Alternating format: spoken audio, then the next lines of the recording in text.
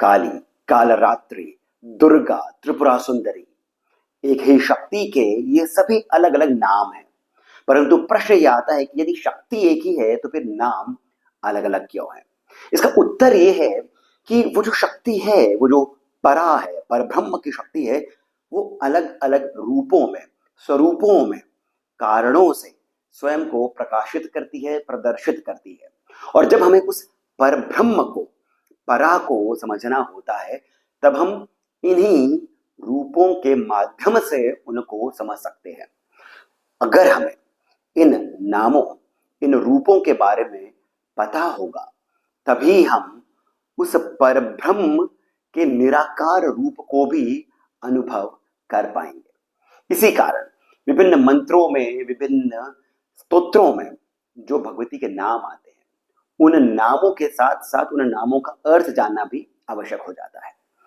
योग वशिष्ठ में, योग वशिष्ठ एक ऐसा ग्रंथ है जो कि द्वैत अद्वैत से भी परे है।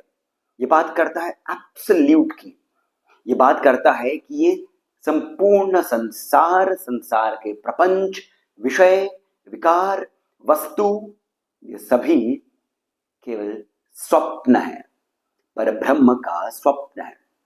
परंतु इसमें भी ऋषि वशिष्ठ भगवान श्री राम को भगवती काली के विभिन्न नामों के बारे में बताते हैं, विभिन्न नामों का अर्थ बताते हैं। अब ऐसा कैसे हो गया, इसी के बारे में एक प्रकरण भी आता है, जिसके बारे में मैंने इस चैनल पर 2 वीडियोस भी बनाए हैं। आप उन्हें जाकर के अवश्य ही देखिएगा। परंतु संक्षिप्त में मैं वो प्रकरण जो है आपको बता देता हूं। एक बार ऋषि वशिष्ठ भगवान श्री राम को बताते हैं कि मैंने एक ब्रह्मांड का अंत देखा। किस प्रकार देखा, वही वो पूरा प्रकरण है। ऋषि वशिष्ठ कहते हैं कि ब्रह्मांड का अंत और उसके अंत के बाद में क्या हुआ, ये मैं तुम्हें बताता हूं। वे कहते हैं जब वे थक गए थे पृथ्वी पर रहते रहते, तब उनके मन में विचार आया कि वे विश्राम कर ले। विश्राम करने के लिए ये अंतरिक्ष में बहुत दूर किसी कोने में अपने योग बल से एक कुटिया बना करके 100 वर्षों तक वहां विश्राम करते हैं। जब ये जागते हैं तब इन्हें एक ध्वनि सुनाई पड़ती है, किसी की पुकार सुनाई पड़ती है। ये बाहर निकलते हैं, देखते हैं कहीं दूर दूर तक कुछ नहीं होता है। तब ये अपने योग बल से पुनः अपने उस शरीर को छोड़कर ब्रह्मांडीय आकार ले लेते हैं। अब ये भी अपने आप में बहुत ही बड़ा अद्भुत सा रहस्य है, परंतु इस बारे में मैं एक और वीडियो करूंगा। अभी मैं आपको संक्षिप्त में प्रकरण बताता हूं। जब भी वो ब्रह्मांडीय आकार ले लेते हैं, ये कुछ इस प्रकार से होता है जैसे हम स्वप्न में अपने साथ होती हुई चीजों को देखते हैं, जो घटित चीजें होती हैं उनको देखते हैं। किस प्रकार से हम स्वप्न में एक ही क्षण में अमेरिका में हो सकते हैं, दूसरे क्षण में हम वियतनाम में हो सकते हैं। उसी प्रकार ये भी पूरा ब्रह्मांड देखते हैं। ब्रह्मांड के भीतर ब्रह्मांड, ब्रह्मांड के बाहर ब्रह्मांड, अनेकों ब्रह्मांडों को ये देखते हैं। कोई बन रहे होते हैं, कहीं किसी का अंत हो रहा होता है, तभी इनके पास में एक स्त्री आती है कहीं से। वो स्त्री बताती है कि मेरा नाम विद्याधरी है, मेरे पति जो हैं बहुत वृद्ध हैं तो ज्ञानी, परंतु वो अटक गए हैं एक स्तर पर। उन्हें और मुझे दोनों को मुक्ति की आकांक्षा है, कामना है। ऋषिवर, आप हमारी सहायता करें, आप हमारे साथ चलिए और आप मेरे पति को ज्ञान प्रदान करिए। ऋषि वशिष्ठ उनके साथ में पहुंचते हैं। एक बड़ा सा पर्वत है, पर्वत के भीतर एक शिला है, शिला के भीतर एक और ब्रह्मांड है। ऋषि वशिष्ठ उस ब्रह्मांड में पहुंचते हैं। वे देखते हैं कि वो जो वृद्ध व्यक्ति हैं, जिनको उन स्त्री ने अपना पति बताया होता है, वो और कोई नहीं, उस ही ब्रह्मांड के ब्रह्मा है। ऋषि वशिष्ठ विचार में पड़ जाते हैं। ये पहुंचते हैं ब्रह्मदेव के पास में, पूछते हैं कि ब्रह्मदेव, आप तो स्वयं ही ज्ञानी हैं। ज्ञानी क्या, आप ही तो ज्ञान है, आप ही ने इस ब्रह्मांड को रचा है। ये स्त्री ऐसा ऐसा क्यों कह रही है? तो ब्रह्मदेव कहते हैं, ऋषि वशिष्ठ, जिस स्त्री को आप देख रहे हैं वो वास्तव में है ही नहीं। ये संपूर्ण ब्रह्मांड जो है ये चलायमान है, ये स्थिर है माया के कारण। माया से ही वासना उत्पन्न होती है। ये जो स्त्री है ये उसी वासना का स्वरूप है। और अब ये आपके पास आकर के मुक्ति की कामना करती है। ऋषि वशिष्ठ ने पूछा कि अब का क्या तात्पर्य है आपका, अब क्या कुछ घटित होने वाला है? तो ब्रह्मदेव कहते हैं, ऋषिवर, प्रलय आने वाली है, इस ब्रह्मांड का अंत होने वाला है। मेरी आयु अब अपने अंतिम चरण पर है। अब मैं कुछ ही क्षणों में अपने इस प्राण का उत्सर्ग करूंगा, प्राणों को छोड़ दूंगा और मेरे ही साथ मेरे बनाई हुई इस सृष्टि का भी अंत होगा। तब ऋषि वशिष्ठ दूर खड़े होकर के वो पूरा प्रकरण देखते हैं जब एक ब्रह्मांड का अंत हो रहा होता है। किस किस प्रकार से होता है, क्या क्या होता है, ये बहुत ही रोमांचकारी विस्मयकारी प्रकरण है। इसके बारे में जैसे मैंने पहले भी कहा एक अलग सा वीडियो बनाऊंगा। परंतु श्री राम को बताते हुए ऋषि वशिष्ठ कहते हैं कि जब सब कुछ विलीन हो गया, अंत हो गया, अग्नि उत्पन्न हुई, अग्नि इतनी भयंकर थी कि सब कुछ भस्म हो गया, तब उस अग्नि के धुएं से बादल बने, बादलों से वर्षा हुई। अब सब कुछ जलमग्न हो गया, कहीं कुछ भी नहीं रहा। पर उन्होंने देखा कि कहीं से आकाश के जितना विस्तृत उतना ही बड़ा एक काला सा रूप लिए हुए एक पुरुष कहीं से प्रकट होता है। कहां से पता नहीं, परंतु इतना विहंगम, इतना विस्तृत है वो, इतना विशाल है वो, और वो उस जल रूपी ब्रह्मांड को पी जाता है। तब ऋषि वशिष्ठ कहते हैं कि राम, मैं समझ गया, वो और कोई नहीं, स्वयं महाकाल भैरव थे। वे और कोई नहीं, स्वयं रुद्र थे। फिर वे कहते हैं कि जब ऐसा हो जाता है तब रुद्र जो हैं ये अंतरिक्ष में ही, आकाश में ही बिना किसी आधार के स्वयं को स्थिर करते हैं। इनके ऊपर नीचे आगे पीछे कहीं भी कुछ नहीं है, क्योंकि यही सब कुछ है, चाहूं ओर यही है। और फिर ये नृत्य करते हैं, तांडव करते हैं, और इनके नृत्य करते करते इनके शरीर से उस आकार रूपी, जो रुद्र का एक आकार था, है तो वो शिव ही निराकार, परंतु इस कार्य के लिए उन्होंने एक रूप लिया था। इस रूप से एक छाया प्रकट होती है। तब यहां पर श्री राम प्रश्न पूछते हैं कि ऋषिवर, जब कुछ प्रकाश ही नहीं था, सूर्य भी नहीं था, तो छाया कैसे आई? अब ये रहस्य उसी प्रकरण में आता है। आगे बढ़ते हुए ऋषि वशिष्ठ कहते हैं कि वो जो छाया है वो भी उतनी ही विशाल है, आकाश रूपा है। इनका भी वर्ण नील कमल के समान है, काला है, और ये शिव के साथ, रुद्र के साथ, काल भैरव के साथ नृत्य करती हैं। परंतु इनके शरीर में अनेकों लोक हैं, ब्रह्मांड हैं, आकाश, गंगाएं हैं, पर्वत हैं, नदियां हैं, सूर्य है, पृथ्वी है, देवता है, प्राणी है, इनके अलग अलग अंगों में ये सभी कुछ है, और नृत्य करती है।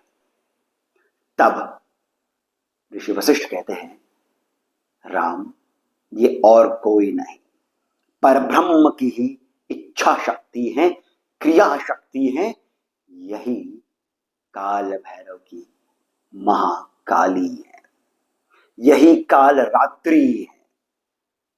और तब इन्हीं का महात्म्य बताते हुए, गुणगान करते हुए, इनके विभिन्न स्वरूपों के बारे में बताते हुए ऋषि वशिष्ठ भगवान श्री राम को 16 नाम बताते हैं, षोडश नाम बताते हैं काली के, नामों के अर्थों के साथ। तो आइए अब बिना किसी विलंब के हम उन नामों को जानते हैं और उनके अर्थों को भी जानते हैं। परंतु आगे बढ़ने से पहले एक छोटी सी बात मैं और कहना चाहता हूं कि ये जो स्वप्न है, जो ऋषि वशिष्ठ ने बताया है, ये स्वप्न ब्रह्मा का जो स्वप्न है, पर ब्रह्म का जो स्वप्न है, इसके बारे में केवल जानना आवश्यक नहीं है। आप जब इसे जान लेते हैं तब आप इसका अनुभव भी करना आरंभ कर देते हैं। और जब आप उस बात का कि ये संपूर्ण प्रपंच जो है ये केवल स्वप्न है, जब आप ये अनुभव करते हैं तब आप भी मानसिक रूप से, आध्यात्मिक रूप से निराकार के साथ में हो जाते हैं। सिद्धियां आपके लिए केवल एक खेल बन जाती है। तब आप इस संसार में रहते हुए इसके प्रपंचों में नहीं पड़ते हैं, केवल क्रिया करते रहते हैं, क्योंकि यही शिव की अभिव्यक्ति है, क्रिया। इसी के बारे में गीता में श्री कृष्ण ने कहा है कि कर्म करते रहो, क्योंकि वही शिव की अभिव्यक्ति है, यही काली है। तो आइए अब आगे चलते हैं। ऋषि वशिष्ठ कहते हैं कि ये जो शिव है यही चेतनाकाश स्वरूप है, और चूंकि यही आकाश स्वरूप है, इनकी स्पंद शक्ति जो है यही काली है। इस आकाश का जो स्पंदन है यही काल रात्रि है। और काली और महाकाल एक ही है। जैसे वायु और वायु की गति एक ही होती है, यही काली क्रिया शक्ति है शिव की, यही शिव की इच्छा है। ये जो स्पंदन है, ये जो वाइब्रेशंस हैं, इन्हीं के द्वारा तो शिव भी लक्षित होते हैं। अर्थात हम शिव को भी समझ पाते हैं केवल इन वाइब्रेशंस के कारण। ये वाइब्रेशंस ही काली है। नाम बताते हुए ऋषि वशिष्ठ कहते हैं, पहला नाम इनका आता है शुष्का। शुष्का वो है जो शिव की इच्छा अर्थात काली जब उस वर्षा में, उस अग्नि के बाद की वर्षा में जब वो भीग जाती है, परंतु जो बड़वानल अर्थात जो समुद्र के भीतर जो गर्मी होती है उससे जब ये सूख भी जाती है, तब जो इनका स्वरूप होता है उसी को शुष्का कहा जाता है, चंडिका। क्योंकि यही दुष्टों पर स्वभावतः क्रोध भी रखती है। उत्पला यानी जिनका अंग उत्पल है अर्थात नील कमल के समान है। जया अर्थात जय में केवल वही है। अब यहां पर जय का अर्थ जानना बहुत आवश्यक है। जय का एक अर्थ आता है जिसमें व्यक्ति स्वयं को पुनर्जन्म देता है। जया के अंदर जन और यक ऐसे दो धातु आते हैं, जिसमें पुनः जन्म की बात आती है। अर्थात जब शिव जया के माध्यम से सभी प्राणियों में, चर अचर, इस संपूर्ण सृष्टि में स्वयं को जन्मते हैं, तो वो जो शक्ति है उन्हें जया कहा जाता है। ये जो जया है ये भौतिक रूप से पत्नी के लिए भी प्रयुक्त होता है, क्योंकि जो पुरुष है वो इसी स्त्री के माध्यम से स्वयं का जन्म करता है अपनी संतान में। सिद्धा, समस्त सिद्धियों का यही तो आश्रय है, इन्हीं के माध्यम से तो समस्त सिद्धियां प्राप्त भी होती हैं। जयंती, जब ये जया है तो जय का अंत भी तो यही होंगी। विजया यानी विजय का आधार है अपराजिता, यही तो एकमात्र पराक्रमी है पूरे ब्रह्मांड में। दुर्गा अर्थात इनका निग्रह दुष्कर है, अर्थात इन्हें रोकना असंभव है। इसी कारण जो दुर्गा के उपासक होते हैं वे अत्यंत बलशाली होते हैं, वे सर्वशक्तिमान भी हो सकते हैं। उमा अब उमा के बारे में एक छोटी सी कथा ये आती है कि जब भगवती पार्वती भगवान शिव को प्रसन्न करने के लिए पत्तों पर ही निर्भर रह करके तपस्या कर रही होती हैं, तब इनकी माता इन्हें देख लेती है। चूंकि इनका शरीर सूख चुका होता है तो उनके मुख से, यानी इनके माता के मुख से अनायास ही एक एक्सप्रेशन निकलता है, उमा। वहीं से इनका नाम उमा पड़ा है। परंतु इसका जो बहुत ही गहरा भाव है वो ये है, जो ओमकार की सारभूता शक्ति है, यानी ओमकार का जिसमें सार है, उस प्रणव का, वही उमा है। गायत्री, यानी इनके मंत्रों का गान करने वालों को ये भव सागर पार करा देती है। सावित्री, बहुत ही सुंदर अर्थ है इसका, यानी ये प्रसव की भूमि है, जगत की भूमि है। प्रसव अर्थात जब रिप्रोडक्शन होता है, सृष्टि का सृजन होता है, वो जो भूमि है, वो जो शक्ति है जिससे सृष्टि जन्मती है, वो सावित्री है, प्रसव की भूमि।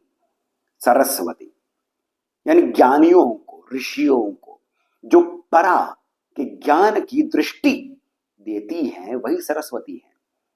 यानी ज्ञान की दृष्टि का ये प्रसार करती हैं, इसी कारण ये सरस्वती है। गौरी, पार्वती रूप में जिनका अंग गौर है, यानी फेयर है, खिला हुआ है। इंदु कला, ये बहुत ही गहरा अर्थ लिए हुए है।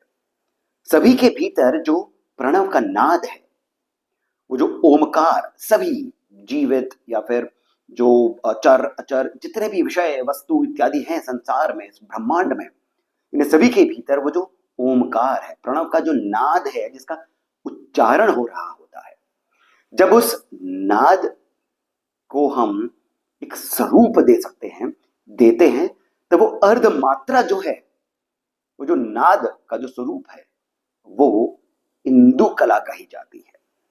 यही काली है। फिर अंतिम 16वां नाम है काली, यानी जिसका अंत ही नहीं है, जो अनंत है। और चूंकि वो अनंत हैं, उनका वर्ण जो है वो नील कमल के समान है, इसी कारण ये आकाश रूपा होते हुए काली कही जाती है। काल भैरव और काली एक ही है। इस प्रकार से ये 16 नाम यहां पर ऋषि वशिष्ठ भगवान श्री राम को बताते हैं। बाद में 2 बातें और कहते हैं जो बहुत ही सुंदर है। जब ये निराकार रूपा, निराकार काली जो है, जब ये कांतिमय रूप लेती है, तब यही महालक्ष्मी भी है। और साथ ही साथ जब जन्म, जरा और मृत्यु का हम ये पूरा साइकिल समझते हैं, जन्म, जरा अर्थात बुढ़ापा और मृत्यु, इन तीनों के क्रम को जब हम समझ लेते हैं, जान लेते हैं, तब हम ये भी समझ लेते हैं कि कुछ और नहीं, काली का ही अभिनय है, उन्हीं का ये नृत्य है, क्योंकि ये तो शिव का ही स्वप्न है जिसे साकार कर रही है, जिसे क्रियान्वित कर रही है काली। तो आशा करता हूं कि आपको ये कथा, प्रकरण, नाम, अर्थ, ये सभी सुंदर लगे होंगे, लाभप्रद लगे होंगे, ताकि जब आप अगली बार मंत्र, स्तोत्र इत्यादि का पाठ कर रहे हों और जहां पर ये नाम आते हैं, वहां सब आपको एक धारणा आपकी और सुदृढ़ हो जाएगी, स्पष्ट हो जाएगी। यदि ऐसा है, यदि आपको सुंदर लगा है, तो कृपया करके आप इस वीडियो को लाइक अवश्य करिए, हमें सब्सक्राइब करना नहीं भूलिएगा, और कमेंट सेक्शन में जाकर के जो पहला कमेंट पिन है, वहां से जीपे इत्यादि के माध्यम से, जीपे, पेटीएम इत्यादि के माध्यम से जितना अधिक हो सके आप हमें श्री सहयोग भी प्रदान करें। बहुत अधिक प्रोत्साहन मिलता है इस प्रकार के अध्ययन को करने के लिए, इस प्रकार के वीडियो बनाने के लिए। मैं सिद्धार्थ अब आप सबसे जानने की अनुमति लेता हूं। धन्यवाद।